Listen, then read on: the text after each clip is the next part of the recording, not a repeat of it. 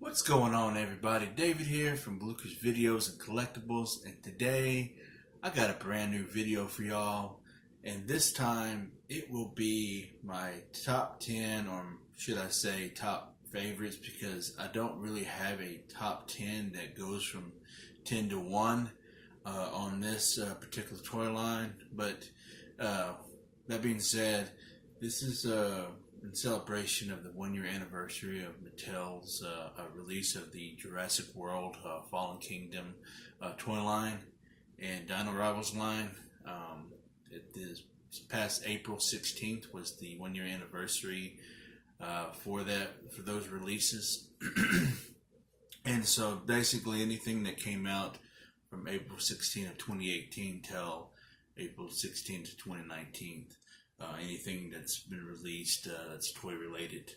I'm going to go through a few of my hand-picked favorites that I personally like. Some that are pretty common that are in most people's top 10s, others probably not. But basically, there's different categories. You know, battle damage, attack packs, roivores, the larger dinosaurs, the vehicles and things like that. So basically, oh yeah, and legacy collection. So basically, these are the top, or my 10 favorites, like in no particular order or anything. But these are my hand-picked that I personally like in my collection. Basically, things that are not included. I think play sets. I don't think I picked any play sets, but that's okay. There's pretty much reasons for it, I guess.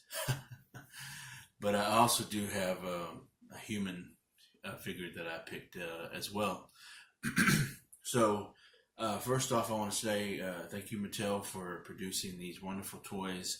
Now keep in mind, these are toys, you know. A lot of people have issues when it comes to certain things. When it comes to this toy line, which I understand, but at the end of the day, these are toys. These are made for kids, and also us adult collectors like to get toys as well, such as myself.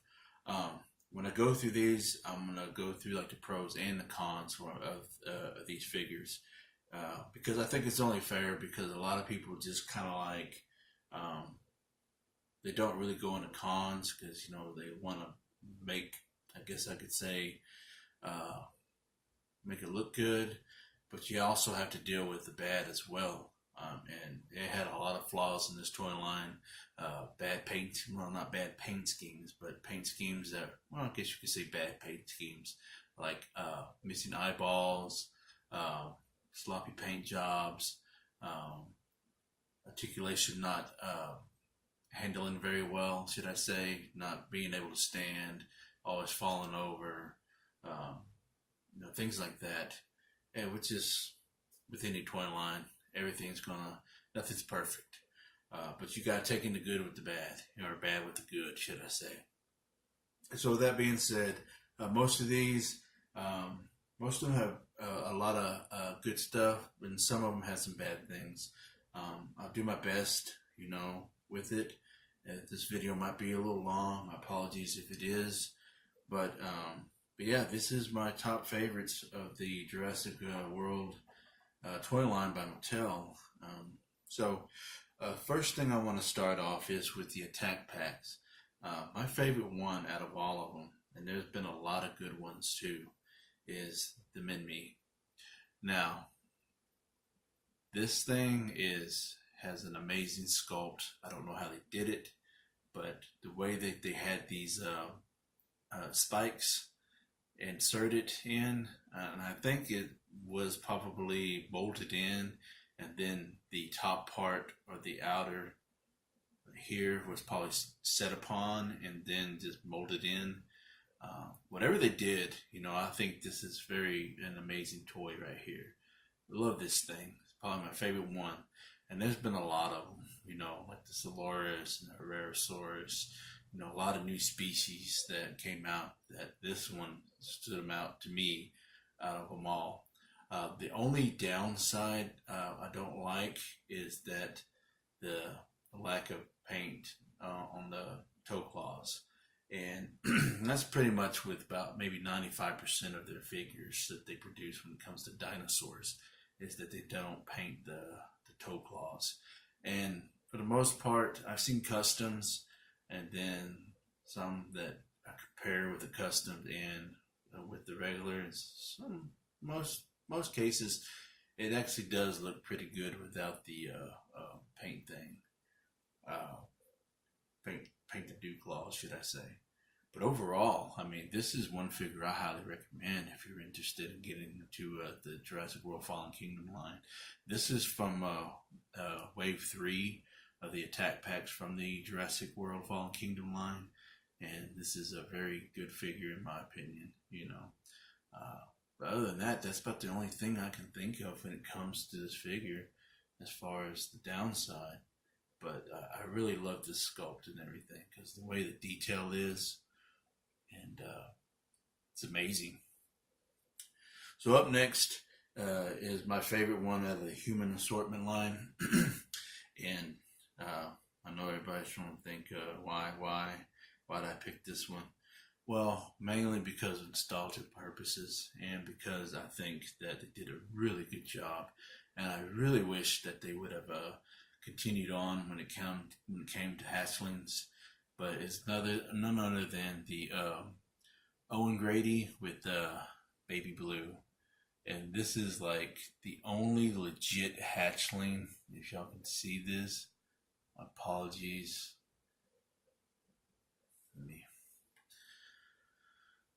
My apologies if you can't see it. I know the lighting's not all that great, but that's like the only legit hatchling that I think that they really did as far as when it comes to their human assortment lines. Other than that, they've always inserted like the little mini dinos as passed them off as hatchlings. But if they actually took the time to do these like they did with Baby Blue, man, you know how amazing that would be. And these actually stand. I'm not saying that the ones from Kenner were bad, but these actually have actual sculpts. You know, the one from Kenner, you know, they were all fused together and everything. They look good, but only like maybe a couple of them actually look like they're actual hatchlings that can actually stand. The other ones, you know, they're all kind of like fused together like this, you know, and kind of molded all in together as one. And but yeah, if they did more of these like this, man, that'd be amazing in my opinion, and I'm pretty sure in a lot of other people's opinion. And you know, this comes with a lot of accessories.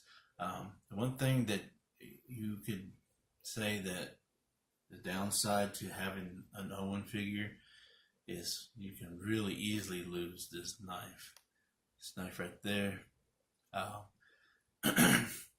It's supposed to insert in the back right there. And but the thing about that is it can easily pop out and you can easily lose it. I do like the satchel that it comes with. You know, I think that's a great accessory to that. And this is a 3.5, 3 3/4 figure. You know, it's got articulation like the old G.I. Joe's does. It could be a lot better. Sometimes a lot of these come stiff and the sides don't always move like the articulated. I have a couple of them that just are stiff and they just don't even move at all. So I just leave it as it is. But also sometimes the downside of having figures is a sloppy paint job along the face and the head sculpts. The paint just doesn't always add up right. And I've had a couple of them that actually had some bad paint jobs, you know. But this one is actually pretty good. And so I have to give them credit for that because this is more what they could do as far as movie accurate face sculpts. You know, it's pretty much spot on most of the time, you know. But yeah, that's Owen and Baby Blue. That's my favorite out of all the human assortment lines. Next up, we're going to do the Roarvors. The favorite one of mine out of all the Worldivores is the Ceratosaurus. I think this is an amazing figure right here. And it's basically based off of the Jurassic Park 3 film as far as the paint scheme goes. I know they just released a repaint. It's kind of like a brownish color, but this one is truly one of a kind. I just love the sculpt and the paint job that they did with this one. Only downside about this is that it can't stand very well. And if you look see how small these feet are, the only time that can actually really stand if the surface is actually like flat and even. But if it's on an uneven surface, just prepare for it to flop down and fall over. No matter what adjustments you make on the legs, it just doesn't work. But if you have it on a flat surface and it's even, then you have pretty much good luck with it. But a lot of times these legs right here tend to get warped and it just kind of droops down because of it's such top heavy. And even though it can stand, sometimes it just slowly but surely just droops down and it just topples over. That's the only downside. Hopefully they fixed it for this repaint. If not, it's still gonna have the same issues. But yeah, that's my favorite out of all the Worldivores. And this is from the Wave 2 of the Worldivores from the Jurassic World Fallen Kingdom line. Up next, this is from the Dino Rivals line, and there hasn't been too much release from that, but this is from the Dual Attack line, and this is the Concavenator, or the Conconvenator, as my boy Nick Holstetter always pronounces it, which is pretty more scientifically accurate, I think, the way he pronounces it. But everybody else, they like to call it the Concavenator, which just sounds pretty cool. You know, the Concavenator. I'll be back. But anyways, so this is an amazing sculpt right here. I love this one. This is, out of all the new ones, of the Dino Rivals, this is my favorite one. I mean, it's just such an awesome sculpt. Paint scheme is just exactly like in the movie. Because if you remember in the movie, it's one of towards the end in the Lockwood Mansion. It's one of the statues that was in there, and just they pretty much spot on with it, you know. And as you can tell, that they did paint the toe claws, but they didn't paint the claws up here. Like I said, like I mentioned earlier, the only downside to a lot of these dinosaurs, they don't always paint the dew claws or the toe claws.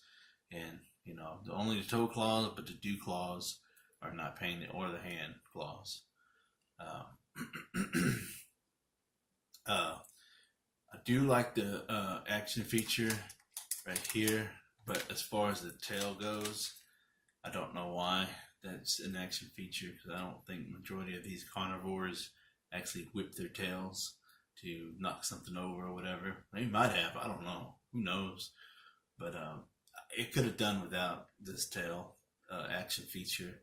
I do wish that even though it has a stiff neck syndrome, you know, I just wish that it could have went down and took a bite instead of just having to position it a certain way to do it.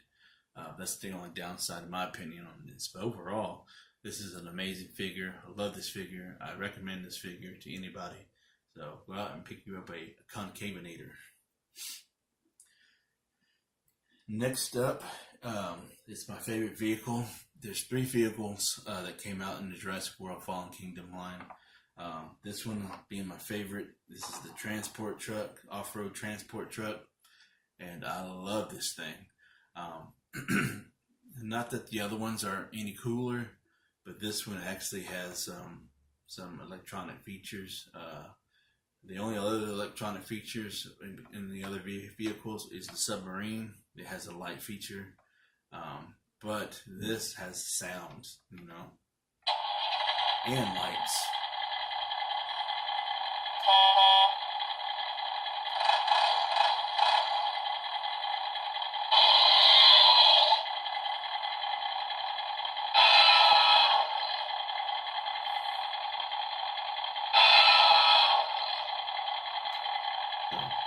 But yeah, I mean, this is an amazing feature. I love this vehicle, my favorite one. And also, it has open door features. You can set your figures inside, and I like the fact that you can do that.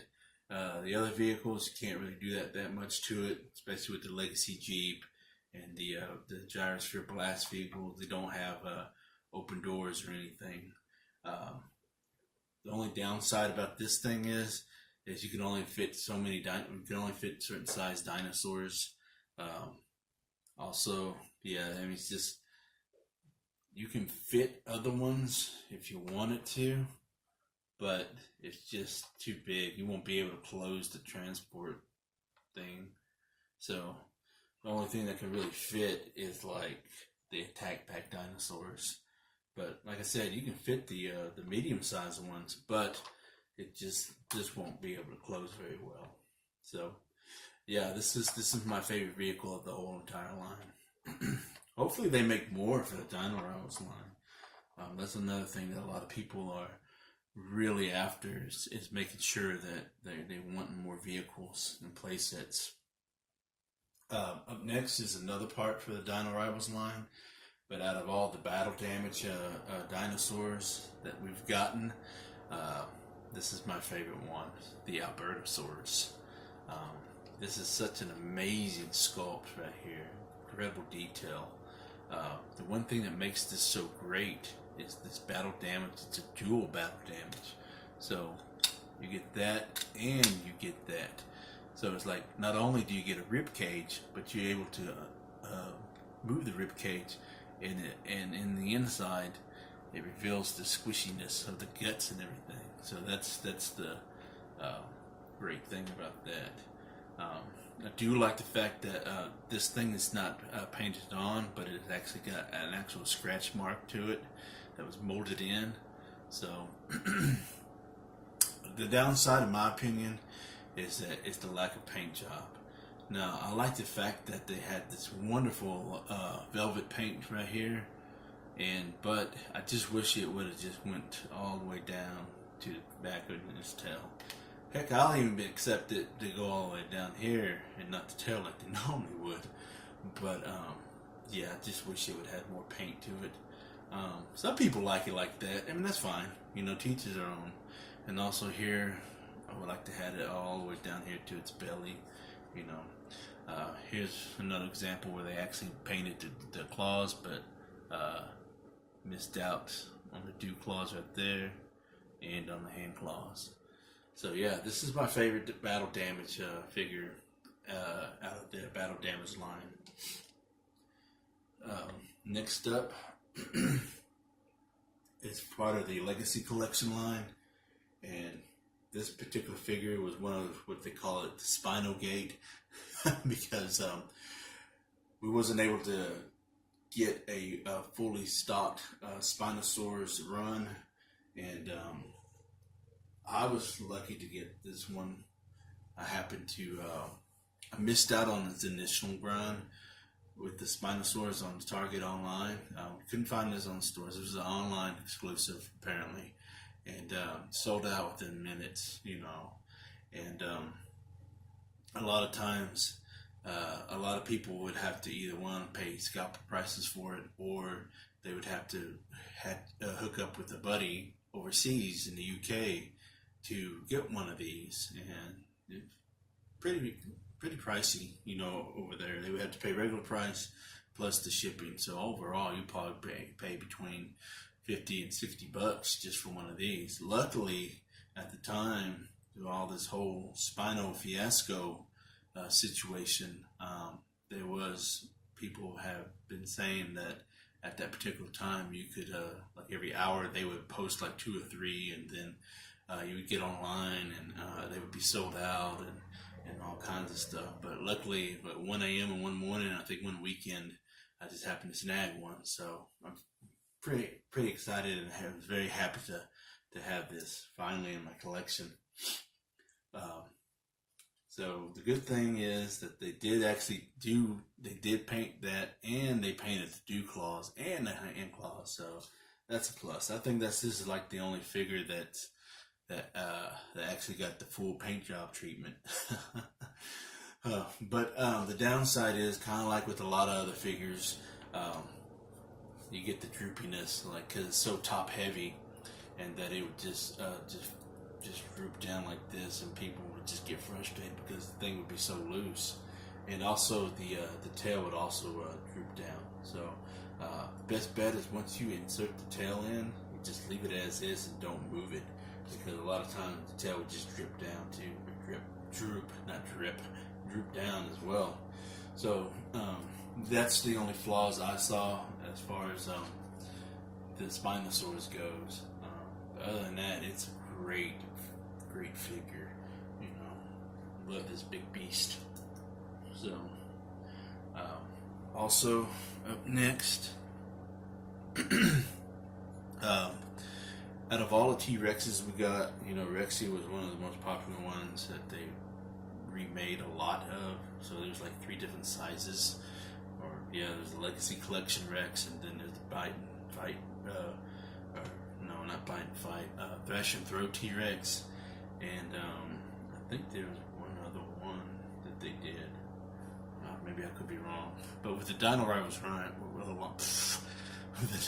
with the Dino Rivals line, they did the Bite and Fight one, but I do have that. I haven't done a review yet. It's still in package. It's a great looking figure, but overall, this is my favorite one. This is the Thrash and Throw T-Rex. Really love this thing. I mean, the sculpt is incredible. I mean, look at the head sculpt. I mean, this is like the most accurate T-Rex head sculpt that you can get from, as far as a toy goes, that's movie accurate. Color scheme wise, not so much, but but as far as head sculpt accuracy, yes, this is probably a top notch right here. A lot of people did, and myself included, did recommend this figure if you weren't able to own the Kenner Red Rex, because it goes pretty much in scale with it. So yeah, and also, even though the Legacy Collection Rex is a little bit smaller, this is a preferable one to pick up because it goes in scale with the Legacy human figures. So, and the regular figures as well. So yeah, I highly recommend this if you don't have a Legacy Collection Rex, or if you need one, or the Bite and Fight. You know, I think now, since the Bite and Fight was released, they would prefer that. So the only downside, or not the only downside, the downsides of this thing is I don't like the way it stands because of this thing right here. I hate to say it, but when Hasbro did their T-Rex, their Thrash and Throw T-Rex, or whatever they did, it actually stood, and actually, you know, the sound, the stomping sound was underneath, just kind of like the way the Kenner Red Rex was. You know, you could stomp on it like that without having this big old button, right here to get in the way of its stance. It does topple over. You'd have to like wiggle move his feet around. A lot of times, a lot of people say that the mechanism here breaks, and so it's like it hangs down. So that's another downside to that. So, but other than that, I don't have a problem with this. I was able to purchase this from my good friend Nick Holstetter. He sold this to me for a sweet deal because, you know, I'm a completist. You know, I have to have all of it. So this is a great figure. You know, despite some of its flaws, I still recommend it. And, you know, there you go. And you gotta remember, it's just a toy, so it's not gonna be perfect. You know, try as they may, you know, everything's gonna have issues one way or another. Next up is probably one of my most favorite, to my top 3 favorite ones. If I did an accurate top 10, this would be my top 3, mainly because, one, nostalgia factor. This is the Mosasaurus. Sorry about the noise in the background. Got some people mowing. But anyways, so this is the Mosasaurus, the real field skin Mosasaurus. Great piece. This is one thing I recommend for a lot of people to pick up. Got that rubber refill and everything. So the only thing that's hard plastic is the fins and some of the tail, just a little bit. Some of it, you know, most of it's rubber, but it's got some hard plastic to it. But other than that, the only flaws I could see that people might have is the jaw's not always closing all the way, because sometimes, a lot of times, this jaw just kind of like just flops down. But I haven't had that with my issue, any issues with this, knock on wood. but yeah, a lot of people tend to have issues with the jaws just not staying up all the way. So, but yeah, this is one figure I recommend too as well. Now, for the, again, I'm sorry for the noise, but one thing that I do recommend on this one, this is the one that I probably highly recommend to a lot of people. And the thing is about this Indoraptor, this superposable Indoraptor, a lot of people who don't collect Jurassic World or Jurassic Park toys, they do have this figure. Because one, it's an amazing figure. Two, a lot of collectors, they do love posable figures, and I myself, I like them. I'm not big on them. I'm more of the old school style, but in some cases, you know, I do make an exception, and this superposable Indoraptor is an exception. And I've actually recommended to a few good friends of mine, specifically like SanmanPRvlogs, Harry, and Kevin the Tattoo Toy Hunter. They were inquiring about this. I told them, get it. And they did, and they love it. So basically it's got like tons of articulation. The neck, the head, the mouth, the arms, you know, just all kinds of craziness. So I highly recommend this thing. And this is basically, probably, if I had a number one, this would probably be my number one, in all honesty. Now, they did have a second release of this, the Grab and Growl, but I wouldn't recommend that. Like I said, I have it because I'm a completist, but it's just the grabbing part doesn't work too well. But the posable one is worth it. Trust me, it is worth the $20, you know. You can find some of these on clearance too. I wouldn't be surprised if you see these popping up elsewhere, like at a Ross or a TJ Maxx or stuff. They did re-release this in the Dino Rivals packaging line, so they're out there. So I do recommend this. Out of all the figures that I showed, I recommend this one the most. You know, it's because it's worth it, and it's fun to play with, and it's superposable, and you can do all kinds of stuff with it. So, anyways. That's it for my top my top 10 favorites of the Jurassic World Fallen Kingdom / Dino Rivals line. What a great year Mattel has provided us for it. The downside, like I said, on Mattel's part, you know, to do a lot of repaints, they do a lot of same molds, just basically what any other company does to save money. Also, the sloppy paint jobs. Eyeballs not lining up correctly, and also another thing that kind of irritates me that I wish they would go to is closed clamshell packaging when it comes to larger figures. I understand you want people to try out their product before they buy it, but a lot of times, you know, a lot of things get broken. Seeing photos with missing jaws, missing arms, missing hands, you know, broken toys. They're just, it's just ugly. It's a mess. So, yeah, just keep them in box, you know, with the shell, with the window box, you know, and that's probably save you. I know it's going to cost a little money, but it'll also save you tons of money on the product too. You know, you won't be getting shipped back a lot of broken stuff. But anyways, but overall, you know, amazing toy line. Thank you for Mattel for being able to produce these wonderful toys for us Jurassic Park fans, and for the kids out there to play with that are into dinosaurs. I do recommend this line. So for anybody that's looking into collecting this line, I highly recommend you to go out there. I highly recommend y'all to go out to the stores, support Mattel and the Jurassic World toy line. It's a great thing, great stuff. You know, I love this toy line. But that's it. I've been at half an hour, 30 minutes in. So thank you for watching. I hope you all enjoyed this video as much as I enjoyed filming it. And if you're new to the channel, please give this channel a sub. Comment down below what you think of my top favorites, or if you think there are other ones that I missed that should have been in this list. But like I said, these are my personal favorites from my collection. And like the video, and don't forget to hit the notification bell so you can receive all my uploads. Also, words to wisdom: buy what you love and not what you like, because if you buy what you like, you will always end up getting rid of it. And I'll catch y'all later.